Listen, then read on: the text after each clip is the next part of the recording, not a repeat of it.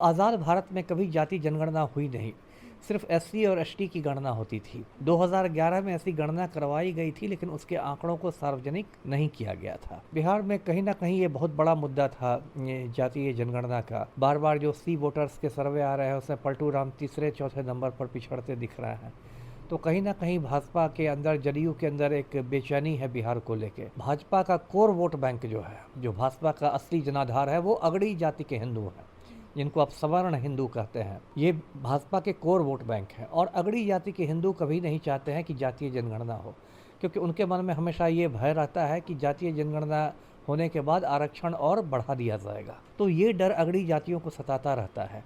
तो अभी जो अचानक यू टर्न लिया है भाजपा ने और जातीय जनगणना की बात की है, तो बिहार में अगड़ी जातियों के अंदर थोड़ी नाराज़गी है भाजपा को लेके, और वो नाराज़गी चुनाव में महंगी पड़ सकती है। अब तो सरकार भी जात पूछेगी सर, तो आप भी अपना जात बता दीजिए। बहुत लोग आपको दलित समझते हैं। देश भर में जातिगत जनगणना होगी। केंद्र सरकार ने जो है इसकी मंजूरी दे दी है। अब जो है सरकार आपसे आपकी जाति पूछेगी, लेकिन जो है अब क्रेडिट लेने की होड़ मच गई है।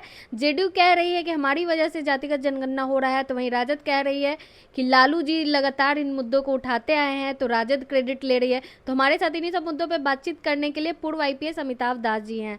सर बहुत बहुत स्वागत है जी आपका। धन्यवाद आपका, थैंक यू। सर क्रेडिट लेने की होड़ मची है, किसकी वजह से हो रही है जातिगत जनगणना?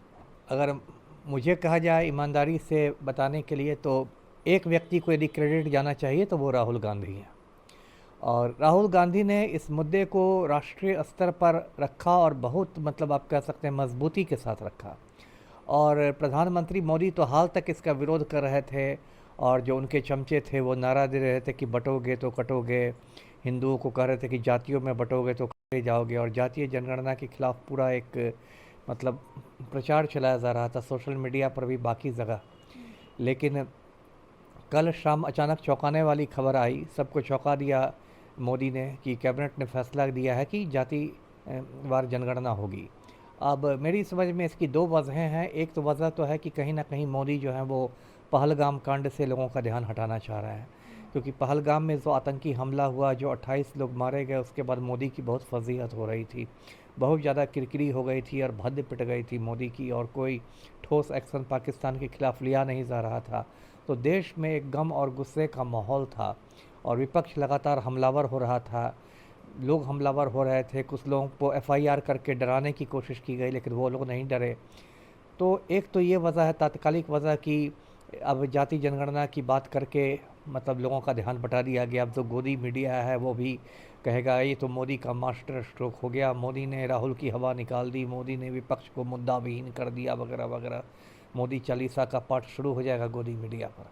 दूसरी वजह जो है वो है कि बिहार चुनाव, अब 6 महीने रह गए हैं बिहार चुनाव को, और बिहार में कहीं ना कहीं ये बहुत बड़ा मुद्दा था, ये जातीय जनगणना का। और जैसा कि आपने कहा, लालू तो बोल रहे हैं कि मैं 96 से ही ये मांग कर रहा हूँ।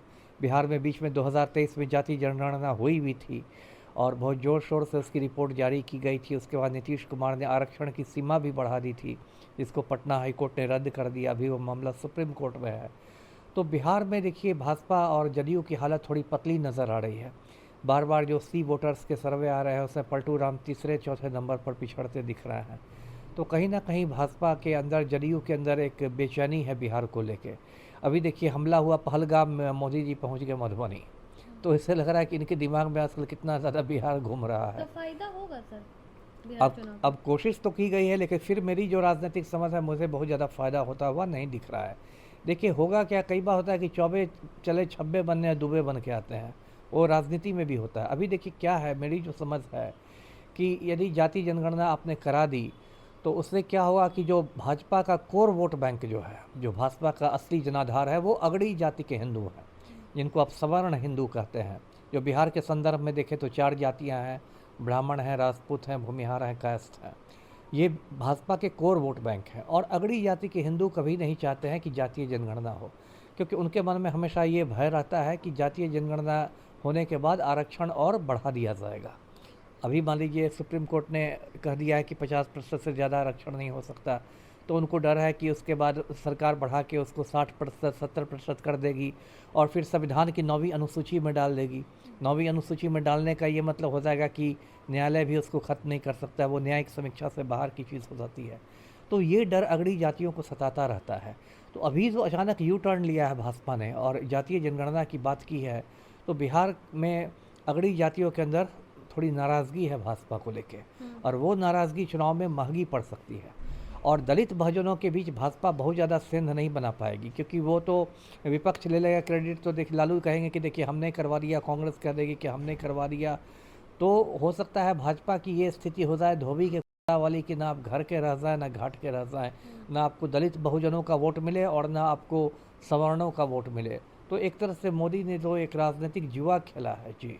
तो फायदा क्या होगा सर पूरे देश में अगर जनगणना होती है जातिगत? नहीं, फ़ायदा तो देखिए होगा। फ़ायदा इसलिए होगा कि आखिरी जो जातीय जनगणना इस देश में हुई थी वो 1931 में हुई थी, जब हिंदुस्तान गुलाम हुआ करता था, अंग्रेज़ों की हुकूमत थी, जब बांग्लादेश और पाकिस्तान भी हमारा हिस्सा थे, और लगभग अब 100 बरस हो गए हैं। वो आज़ाद भारत में कभी जाति जनगणना हुई नहीं, सिर्फ एससी और एसटी की गणना होती थी, और बाकी जो जातियां हैं जैसे पिछड़ी जातियां हैं या अगड़ी जातियां, इन सब की गणना नहीं होती थी। 2011 में ऐसी गणना करवाई गई थी, लेकिन उसके आंकड़ों को सार्वजनिक नहीं किया गया था।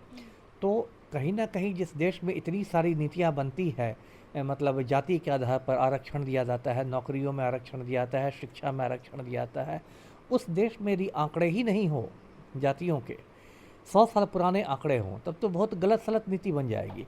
इसलिए मैं तो जाति जनगणना का स्वागत करता हूँ, क्योंकि ये है कि ये इससे क्या होगा कि इससे सही सही आंकड़े सामने आएंगे, और फिर पता चलेगा कि कौन जातियाँ ऐसी भी हो सकती कि कोई जाति कभी पिछड़ी हो लेकिन अब उसमें बहुत अच्छी स्थिति हो गई हो, तो उसको पिछड़ी जातियों की सूची से अलग किया जा सकता है, नई जातियाँ जोड़ी जा सकती है।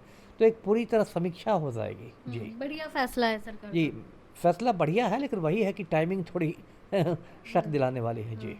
तो अब तो सरकार भी जात पूछेगी सर, तो आप भी अपना जात बता दीजिए, बहुत लोग आपको दलित समझते हैं। नहीं, मैं दलित नहीं हूँ, मैं कायस्थ हूँ।